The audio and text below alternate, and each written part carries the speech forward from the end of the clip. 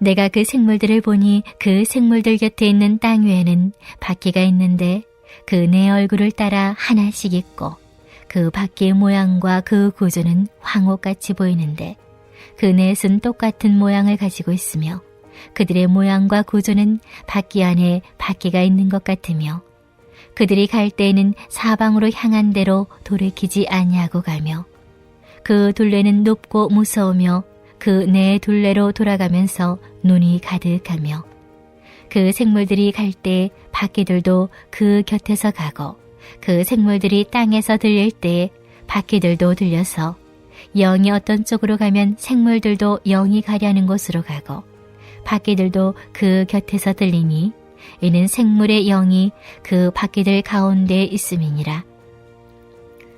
그들이 가면 이들도 가고 그들이 서면 이들도 서고 그들이 땅에서 들릴 때에는 이들도 그 곁에서 들리니 이는 생물의 영이 그 바퀴들 가운데에 있음이더라.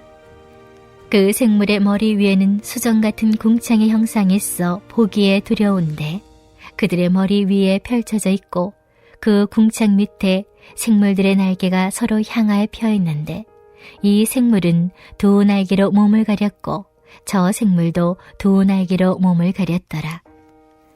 생물들이 갈 때 내가 그 날개 소리를 들으니 많은 물소리와도 같으며 전능자의 음성과도 같으며 떠드는 소리 곧 군대의 소리와도 같더니 그 생물이 설 때 그 날개를 내렸더라. 그 머리 위에 있는 궁창 위에서부터 음성이 나더라. 그 생물이 설 때 그 날개를 내렸더라. 그 머리 위에 있는 궁창 위에 보좌의 형상이 있는데 그 모양이 남보석 같고 그 보좌의 형상 위에 한 형상이 있어 사람의 모양 같더라. 내가 보니 그 허리 위의 모양은 단쇠 같아서 그 속과 주위가 불같고 내가 보니 그 허리 아래의 모양도 불같아서 사방으로 광채가 나며 그 사방 광채 모양은 비오는 날 구름에 있는 무지개 같으니 이는 여호와의 영광의 형상의 모양이라. 내가 보고 엎드려 말씀하시는 이의 음성을 들으니라. 할렐루야. 우리와 함께 하시는 하나님을 찬양합니다. 새롭게 에스겔서가 시작되었습니다. 에스겔서는 구약 성경에서 중요한 예언서 중 하나로 이스라엘의 바벨론 포로 시기 중 하나님께서 에스겔 예언자에게 주신 환상과 예언들을 기록한 책입니다. 마치 구약 성서의 요한계시록 같은 느낌이 나지요. 그래서 오늘 말씀도 읽으면 읽을수록 이해하기 참 난해하고 또 머릿속으로 상상하기도 참 힘들다는 생각이 듭니다. 오늘 말씀을 들여다보면 어제 새벽 기도회에 네 생물의 형상이 나왔던 것처럼 이번에는 네 개의 바퀴들과 어떤 한 형상에 대해서 나옵니다. 이 바퀴들은 각 네 생물들의 곁에 있는 바퀴들인데요. 이 바퀴들은 빛나는 녹주석과 같이 반짝거리고 바퀴 안에 바퀴가 들어있는 것처럼 생겼습니다.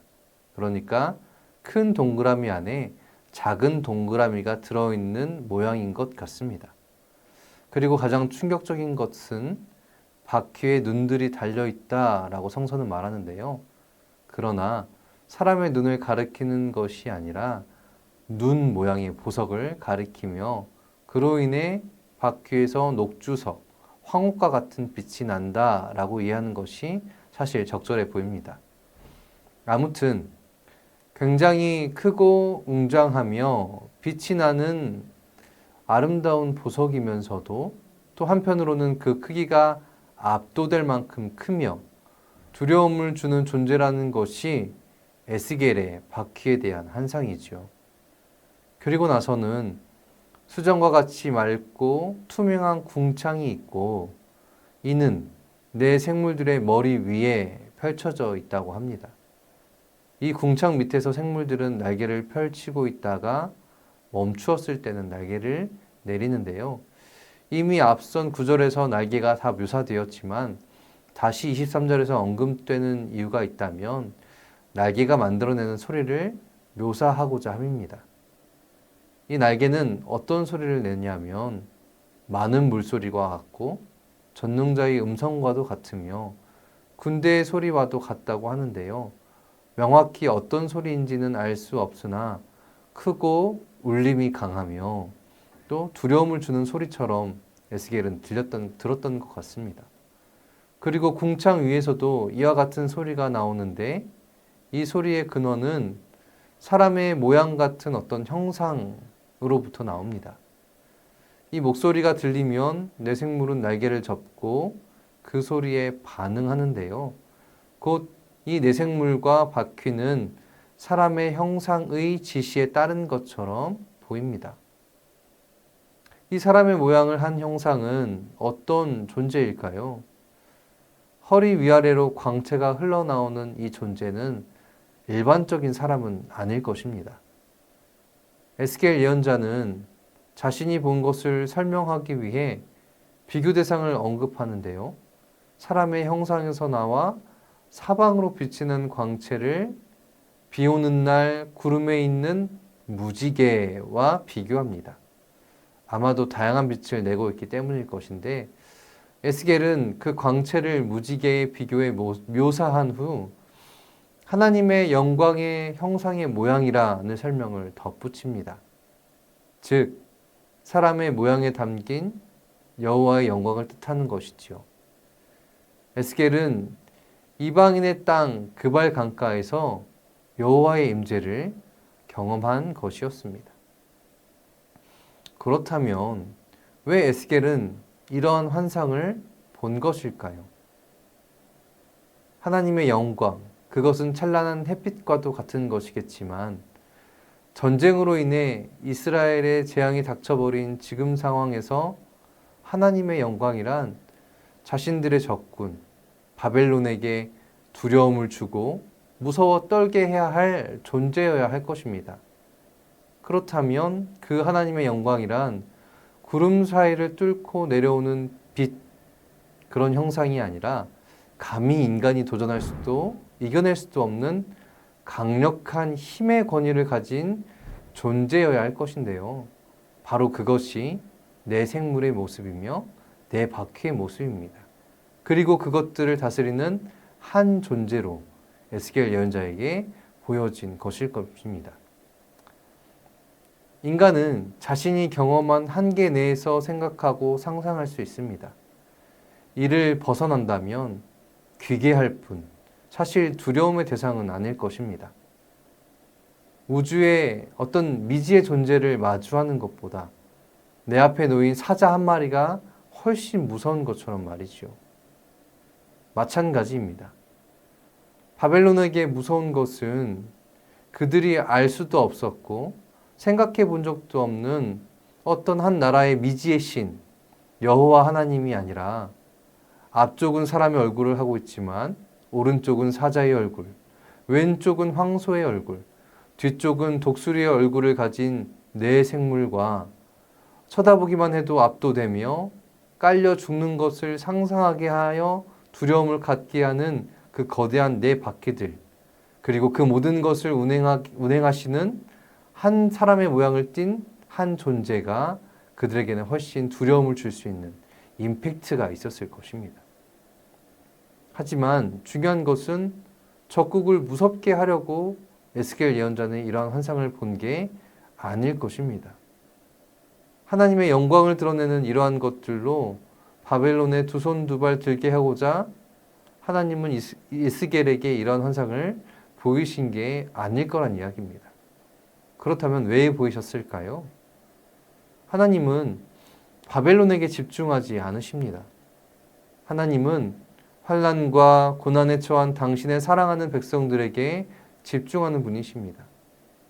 그들이 적국의 포로로 잡혀갔고 또 공동체가 와해되었으며 성전이 무너지고 그들의 정체성이 와르르 무너질 때에 다시 한번 구원의 하나님이 함께 계심을 드러내시기 위해서, 그들과 함께 계심을 알게 하기 위해서, 다시 새롭게 이스라엘을 세워가신다는 그 계획을 보이시기 위해서 하나님은 당신의 영광을 에스겔 예언자에게 드러내 보이신 것입니다.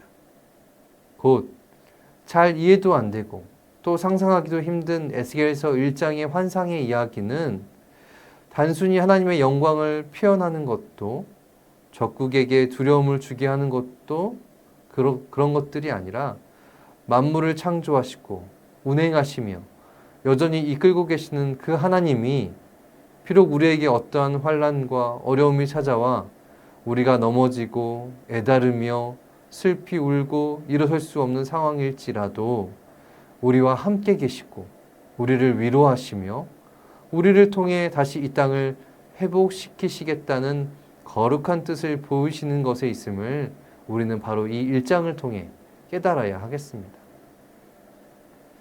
사랑하는 여러분, 하나님과 내 생물과 내 바퀴는 여전히 우리와 함께함을 믿으시기 바랍니다.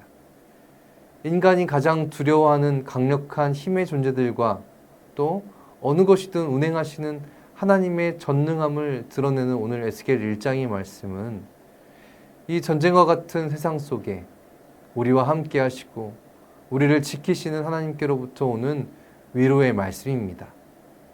물론 이해하기 난해하고 상상이 힘든 오늘의 본문이지만 이 본문을 통해 매일매일 전투에 임한 것과 같은 나의 삶에 나를 위로하시고 나의 편이 되어주시는 그 하나님께 감사하고 하나님을 의지하며 하나님과 동행하는 저와 여러분이 되기를 간절히 소망합니다. 하나님이 우리와 함께 하십니다. 주일을 예비하는 거룩한 오늘 하루도 하나님과 동행하며 세상을 향해 힘차게 나아가는 우리 모두가 되길 주님의 이름으로 축원합니다. 이 시간 함께 기도할 텐데요. 첫 번째는 말씀을 기억하며 우리와 함께 하시는 하나님께 감사합니다. 여전히 두렵고 어려운 세상살이지만 우리와 함께 하시고 우리를 지키시고 보호하시는 하나님을 의지하며 거룩한 성도로 살아가는 우리 모두가 되길 바라며 소망하며 함께 기도하겠습니다. 두 번째는 여름 사역과 새성전 건축에 함께 하시는 하나님께 감사하며 하나님의 영광이 이번 여름 사역과 새성전 건축에도 함께하기 소망하는 마음으로 우리 이를 위해서 함께 기도하겠습니다.